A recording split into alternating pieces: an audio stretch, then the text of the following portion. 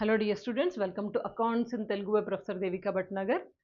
So ఈరోజు risk and return దాంట్లో క్యాలిక్యులేషన్లో regression చూద్దాం. లాస్ట్ క్లాస్లో మీకు కోరిలేషన్ నేర్పించాను కదా, ఎట్లా క్యాలిక్యులేట్ చేస్తాము కోరిలేషన్ యూజ్ చేసి. ఇప్పుడు రిగ్రెషన్ యూజ్ చేసి, రిగ్రెషన్లో జనరల్గా మనకు గుర్తుండే ఉంటుంది, స్టాటిస్టిక్స్లో నేర్చుకున్నాం, బిజినెస్ స్టాటిస్టిక్స్లో 2 వేరియబుల్స్ని తీసుకుంటాం మనం.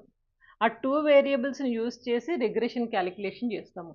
సో అదే పద్ధతిలో మనం రిస్క్ అండ్ రిటర్న్ కూడా ఎట్లా చేస్తాము అది చూద్దాం ఈరోజు.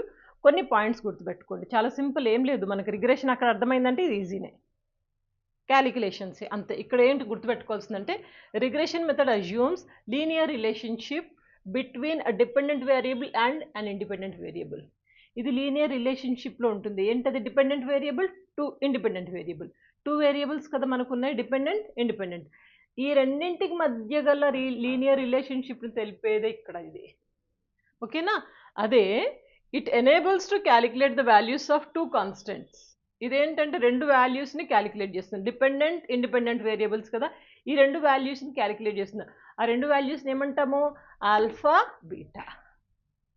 Alpha and beta. ఇప్పుడు ఆల్ఫా అంటే ఏంటి, బీటా అంటే ఏంటి? ఆల్ఫా అంటే value of the dependent variable, value of the dependent variable. అదే బీటా అంటే the change in the dependent variable, value of the dependent variable alpha. Beta అంటే ద చేంజ్, డిపెండెంట్ వేరియబులే కాకపోతే చేంజ్ అంటున్నాము, the change in the independent variable. అంతే, దీన్ని alpha beta. దీని ఆధారంగా మనము క్యాలిక్యులేట్ చేయొచ్చు. ఇప్పుడు రిగ్రెషన్ ఈక్వేషన్ మనం అక్కడ నేర్చుకున్నాము స్టాటిస్టిక్స్లో. ఏమని నేర్చుకున్నాము? y is equal to A plus B X అని నేర్చుకున్నామా? అదే కొంచెం మారింది, y is equal to alpha plus beta X. Alpha plus beta X అంటున్నాము. ఆల్ఫా అంటే ఏంటి, బీటా ఏంటి అని నేర్చుకుని ఏం కన్ఫ్యూజన్ లేదు. ఒక ప్రాబ్లం చేయిస్తాను, మీకు క్లియర్గా అర్థమైపోతుంది. ఈ క్యాలిక్యులేషన్స్ అంతా మస్తు టైం తీసుకుంటుంది అని చెప్పేసి మీకు ఆల్రెడీ ప్రాబ్లం వర్కౌట్ చేసి పెట్టాను. I will explain it. Okay, సింపులే, రిగ్రెషనే క్యాలిక్యులేట్ చేస్తున్నాం మనం. ఇక్కడ ఏమంటున్నాడు ఈ ప్రాబ్లంలో చూడండి, ఒక 5 years డాటా ఇచ్చాడు. ఫస్ట్ది ఏంటి, మార్కెట్ రిటర్న్. మనకు వచ్చిన రిటర్న్ ఎంత ఉంది మార్కెట్ నుంచి, దాన్నే ఎక్స్ అనుకుంటాము.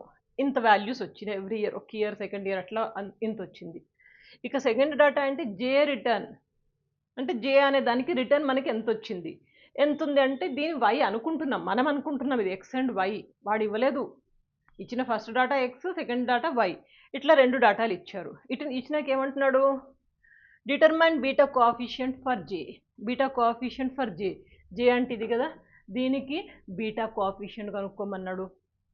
దీని తర్వాత what percentage of total risk for J ఈ సిస్టమాటిక్. ఈ జే సిస్టమాటిక్ ఉండడానికి దీనికి ఎంత పర్సంటేజ్ అయితే కరెక్ట్ ఉంటుంది అంటే సింపుల్, ఏం లేదు, కోరిలేషన్ కనుక్కోవాలి. ఇక్కడ బీటా కనుక్కుంటున్నాం, determine beta for J. And ఇక్కడ ఏంటి, ఏది అడిగినా కానీ మనకు కోరిలేషనే కావాలి కదా. ఇక్కడ పర్సంటేజ్ ఎంత అంటే కోరిలేషన్ కనుక్కుంటాము, దాని కోఎఫిషియంట్ ఆఫ్ కోరిలేషన్ కూడా కనుక్కుంటాం. చాలా సింపుల్. ఫస్ట్ ఈ ఇచ్చిన డాటాని మనం ఒక టేబుల్లో వేసుకుంటున్నాము. టేబుల్లో ఫస్ట్ రోలో ఇయర్, సెకండ్ రోలో ఎక్స్, థర్డ్ రోలో వై, ఇవి వేసుకున్నాక మనకి ఇంకొక 3 రోలు వేసుకుంటున్నాము. ఏంటివి అంటే ఎక్స్ వై, అంటే ఎక్స్ ఇంటూ వై, ఈ 2 మల్టిప్లై చేయగా వచ్చింది ఇంకొక కాలం ఇది. ఎక్స్ వై అంటే -6 ఇంటూ -8 అంటే ఎంత అవుతుంది, 48.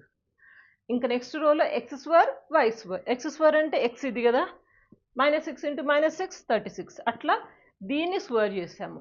వై స్క్వేర్, వై స్క్వేర్ అంటే వై అంటే ఇది కదా, దీనికి స్క్వేర్ చేసాము. -8 అంటే -8 ఇంటూ -8 64. అట్లా ఇది కూడా స్క్వేర్ చేసుకుంటూ వెళ్ళాము. ఏం లేదు, ఈ 3 కాలమ్స్ వేసుకున్నాము. X square Y square X Y, ఈ 3 కాలమ్స్ వేసుకున్నాము.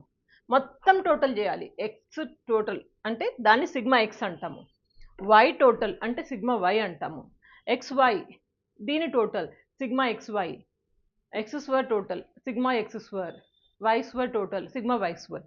ఇట్లా ఈ టేబుల్ వేసుకున్నామంటే సగం పని అయిపోయినట్టు, ఇంకేం లేదు, మనం క్యాలిక్యులేషన్స్ చేసుకుంటూ వెళ్ళిపోవడమే. ఇప్పుడు ఫస్ట్ మనం ఏం కనుక్కోవాలి, బీటా కనుక్కోవాలి.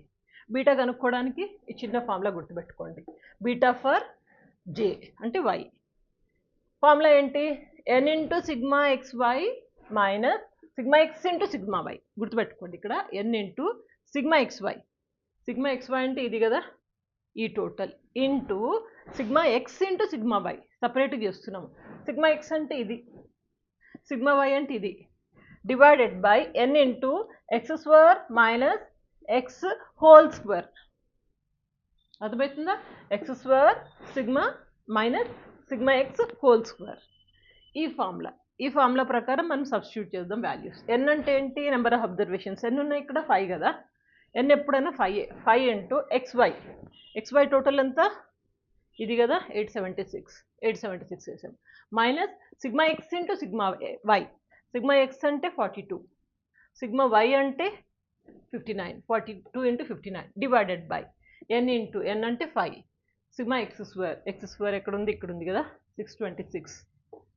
ఇది మైనస్ సిగ్మా ఎక్స్ అంటే 42 హోల్ స్క్వేర్. కొంచెం కేర్ఫుల్గా వేసుకోండి, ఫార్ములా కరెక్ట్గా ఉండాలి. కొంచెం ఇటు అటు పోయినా కానీ ప్రాబ్లం పాయే. సో ఇది వేసుకున్నాక క్యాలిక్యులేషన్ చేసినాం. ఈజీనే కదా క్యాలిక్యులేషన్స్, ఏమో చిన్నపిల్లలాగా చేసేయడమే. 5 ఇంటూ 876 ఇంత వచ్చింది, 42 ఇంటూ 59 ఇంత వచ్చింది. ఇది డివైడెడ్ బై 5 ఇంటూ 626 3130 వచ్చింది. 42 స్క్వేర్ చేస్తే ఇంత. ఇప్పుడు దీంట్లోంచి తీసేస్తే 1902 వచ్చింది. ఈ రెండు మైనస్ చేస్తే 1366 వచ్చింది. 1902 మైనస్ 1366 చేస్తే మనకు 1.39% వచ్చింది. ఇదేంటి? బీటా పర్సెంటేజ్ 1.39 ఉంది. దీన్ని ఎట్లా చెప్తామంటే కనుక ఈ చిన్న ఫండా గుర్తుపెట్టుకోండి. ప్రాబ్లం అయితే చేసినా మనకు ఆన్సర్ ఎంతో కొంత వచ్చింది. దాని మీనింగ్ ఏంటి అంటే ఇది గుర్తుపెట్టుకోండి. బీటా ఎప్పుడైనా ఈక్వల్ టు 1 ఉందనుకోండి, రిస్క్ ఈజ్ యావరేజ్లో ఉంది రిస్క్. ఒకవేళ బీటా 1 కంటే ఎక్కువ ఉందనుకోండి, 1 కంటే ఎక్కువ ఉంటే ఏంటి?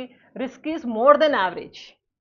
రిస్క్ యావరేజ్ కంటే ఎక్కువ ఉంది. ఇప్పుడు ఏంటి మనకు ఆన్సర్ ఏమొచ్చింది? 1 కంటే ఎక్కువ వచ్చింది కదా, అంటే risk is more than average కంటే కొంచెం రిస్క్ ఎక్కువగానే ఉంది. ఒకవేళ బీటా 1 కంటే తక్కువ ఉందనుకోండి, risk is less than average.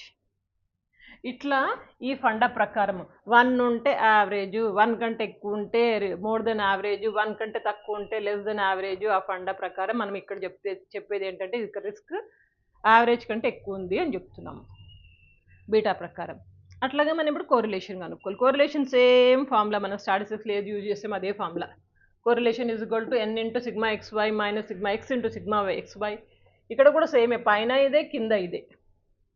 ఇక్కడ కూడా ఇదే వేసాము, ఇక్కడ కూడా ఇదే వేసాము. కాకపోతే కింద సైడ్ కొంచెం కేర్ఫుల్గా ఫార్ములా వేస్తే అయిపోయాయి. కింద సైడ్ ఏమంటున్నాం? రూట్, పెద్ద రూట్ ఉంది మొత్తం, ఇదంతా రూటే. రూట్లో ఇక్కడ 2 పార్ట్స్ అనుకోండి, పార్ట్ 1 పార్ట్ 2 అనుకోండి. ఇది చేస్తే ఇది వచ్చేస్తుంది. ఇదేంటి? N into sigma X square, N into sigma X square minus sigma X square. అట్లాగే N into sigma Y square minus sigma Y square, sigma Y whole square.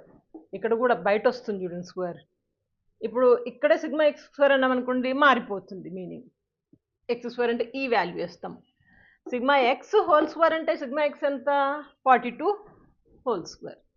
ఇట్లా ఈ వాల్యూస్ అన్నీ వేసుకున్నాము. ఏముంది చూడండి, N into sigma X Y. N అంటే 5, sigma X Y అంటే 876, sigma X into sigma Y ఇక్కడ వేసుకున్నట్టే. Sigma X into sigma Y అంటే 42 ఇంటూ 59 ఇదే వేసుకున్నాము. And root of N into sigma X square అంటే 626 మైనస్ సిగ్మా ఎక్స్ అంటే ఎంత? 42 హోల్ స్క్వేర్. అట్లనే వై వేసుకున్నాము. ఈ క్యాలిక్యులేషన్స్ అన్నీ చేయగా తెలుసు కదా, క్యాలిక్యులేషన్స్ చెప్పాలా? కొంచెం ఫాస్ట్ ఉండండి.